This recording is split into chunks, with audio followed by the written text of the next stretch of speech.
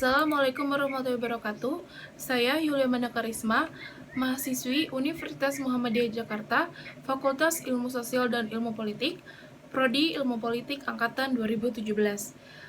Di video kali ini saya akan memenuhi tugas dari dosen saya, Dr. Muhammad Nasih. Kali ini saya akan membahas tentang fungsi peraturan perundang-undangan.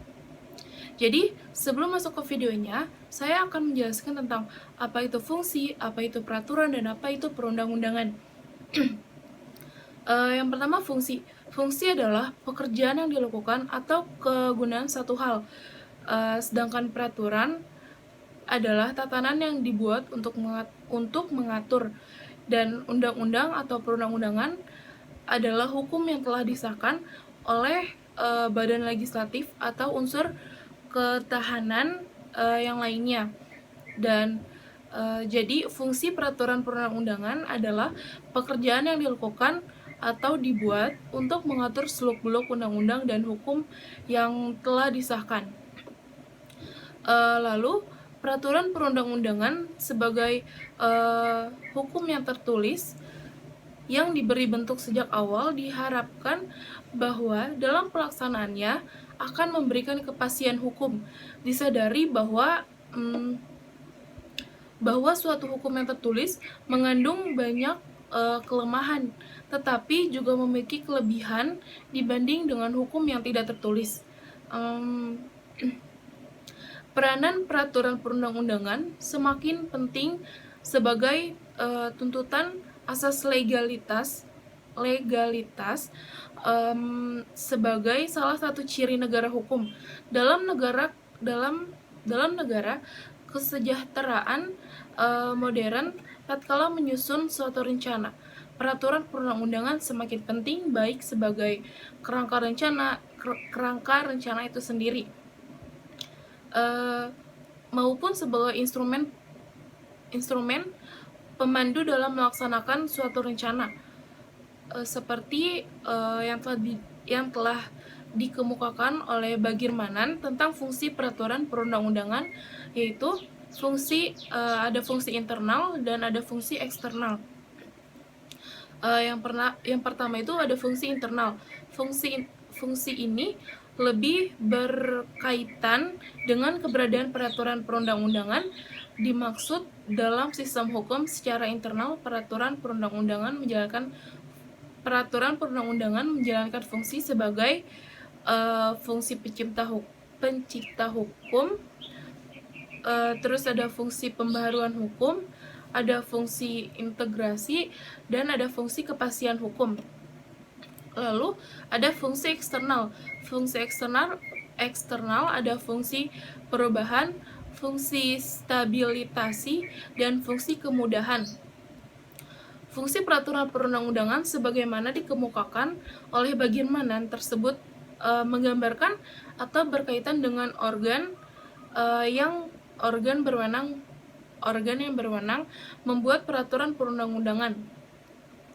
Hukum itu sudah direncanakan, dibutuhkan untuk mencapai tujuan yang diinginkan dan menegaskan lingkungan kuasa berlakunya suatu aturan hukum. Lalu fungsi sebagai instrumen, baik sebagai instrumen kontrol maupun sebagai instrumen perubahan masyarakat.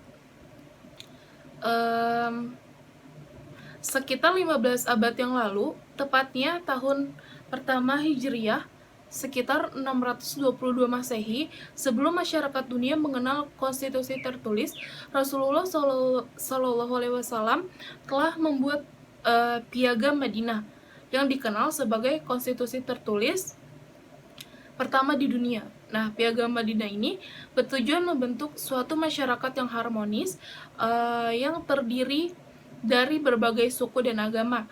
Piagam Madinah ini di samping mengatur hubungan dalam negeri antar warga negara, juga mengatur hubungan luar negeri negara Madinah dan negara luar Madinah, agar mereka tidak berkomplot dengan kafir Quraisy untuk menyerang Madinah.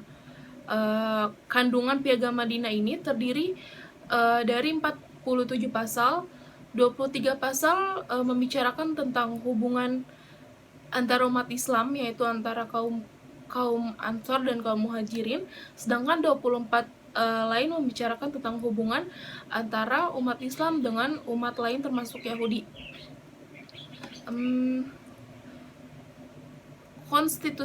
Konstitusi Madinah telah tercermin dalam Konstitusi Indonesia bahwa negara Indonesia adalah negara kesatuan yang berideologi Pancasila dan Undang-Undang Dasar 1945 sebagai dasar struktur negara. Sila pertama adalah ketuhanan yang Maha Esa. Bab 9 Undang-Undang Dasar 1945 menyatakan bahwa negara menjamin kemerdekaan tiap-tiap penduduk untuk memeluk agamanya masing-masing dan beribadah menurut keyakinan atau kepercayaannya masing-masing.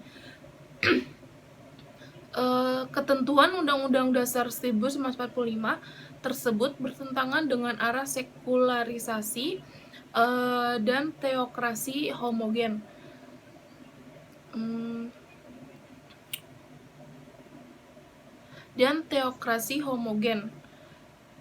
Setiap sila dari 5 sila, termasuk ketuhanan yang Maha Esa, menjadi dasar demokrasi di Indonesia. Oleh karena itu, negara tidak memisahkan antara urusan agama dan negara.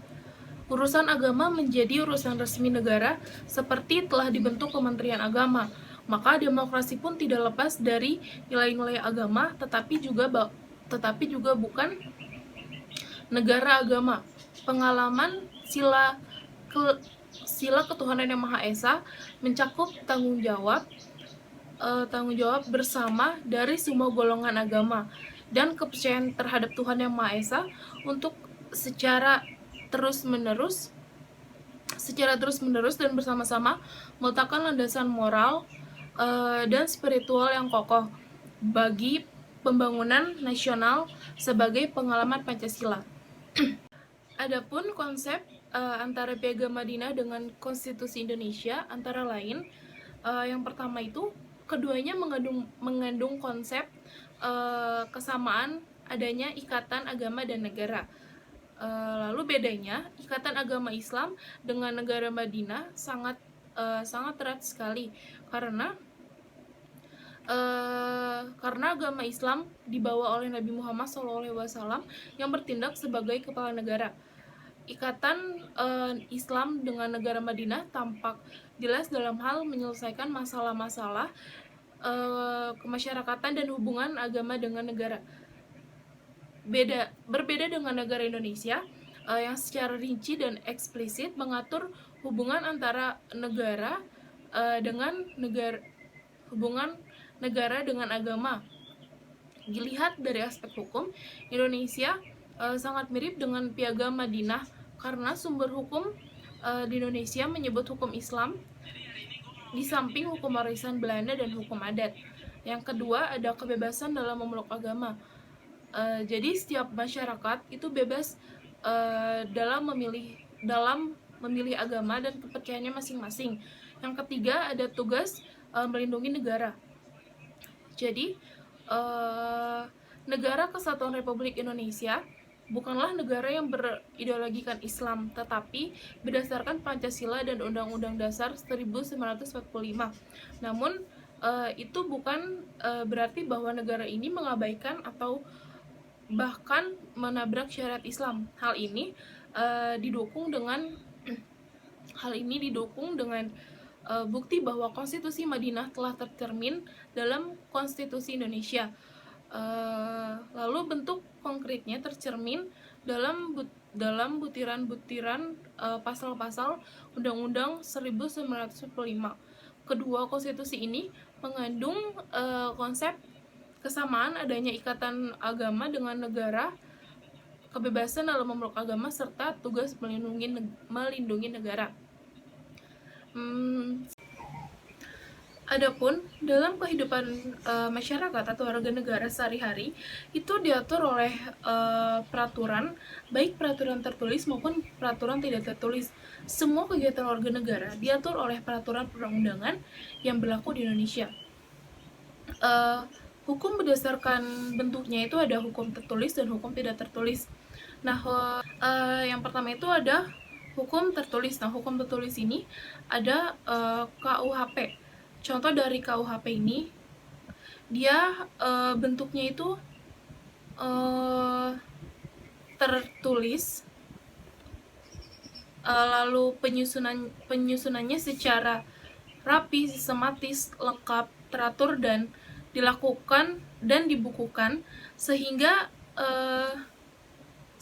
tidak perlu adanya peraturan pelaksanaan. Sedangkan hukum tertulis ada undang-undang atau keputusan presiden.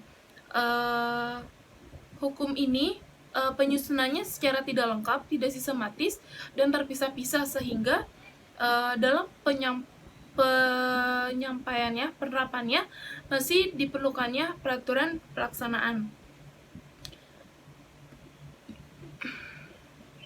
Lalu ada hukum tidak tertulis. Hukum tidak tertulis ini seperti hukum kebiasaan yang masih tetap dijunjung tinggi atas kepercayaan dan keyakinan warga setempat, serta hukum yang tidak tercantum tetapi masih ditaati oleh masyarakat dan masih berlaku dalam masyarakat.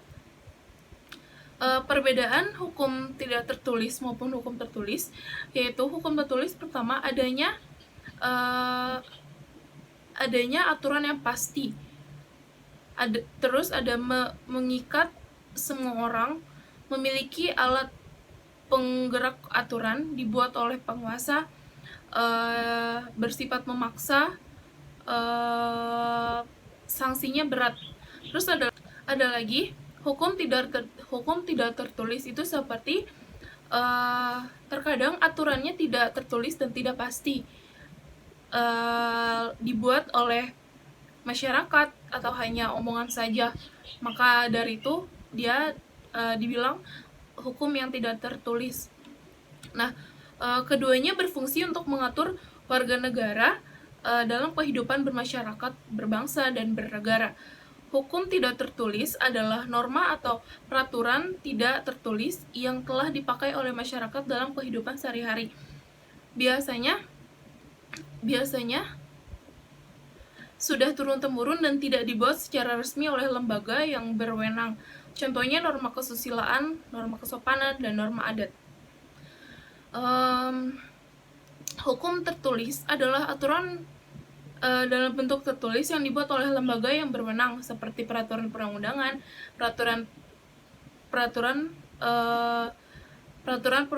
perundang-undangan nasional merupakan peraturan tertulis yang telah dibuat oleh lembaga yang berwenang. Lalu, di mana peraturan tersebut sebagai pedoman warga negara dalam kehidupan bermasyarakat, berbangsa, dan bernegara, pemerintah atau presiden dan Dewan Perwakilan Rakyat merupakan lembaga yang berwenang dalam membentuk perundang-undangan nasional. Dalam masyarakat, peraturan tersebut sangat penting karena berfungsi untuk mengatur kehidupan warga negara dalam menciptakan keamanan dan ketertiban bermasyarakat. Peraturan perundang-undangan ditujukan untuk mengatur kehidupan berbangsa dan bernegara, maka warga negara wajib menaati peraturan perundang-undangan yang sudah dibuat oleh pemerintah dengan penuh kesadaran. Contoh penerapan perundang-undangan berlalu lintas. Ketika masyarakat tidak tertib seperti di lampu merah, maka itu akan terjadinya kemacetan, ketidaktertiban lalu lintas, bahkan akan terjadi tabrakan. Namun sebaliknya, ketika masyarakat tertib dan menaati peraturan, maka akan terciptanya keteraturan dan kenyamanan dalam berkendara.